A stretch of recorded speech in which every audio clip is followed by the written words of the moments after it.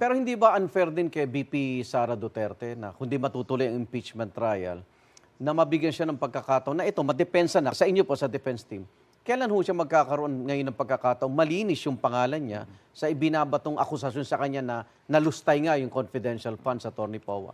Well, Igan, unang-una sa lahat, si VP naman, kamakailan lang talagang nagsabi siya na handa siyang harapin lahat ng mga aligasyon. Opo. No? At tayo naman sa defense team, kaya tayo naghain ito.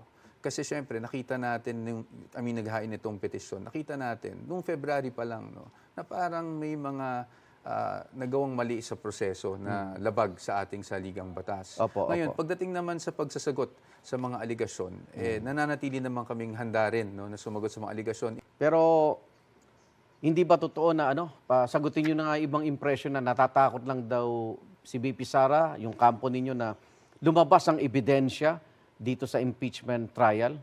Definitely hindi po. Okay. In fact, we were ready to go to trial. Si VP nga mismo, maulit ko lang, sabi niya, talagang gusto niyang sagutin, no? Face on, head on yung mga aligasyon.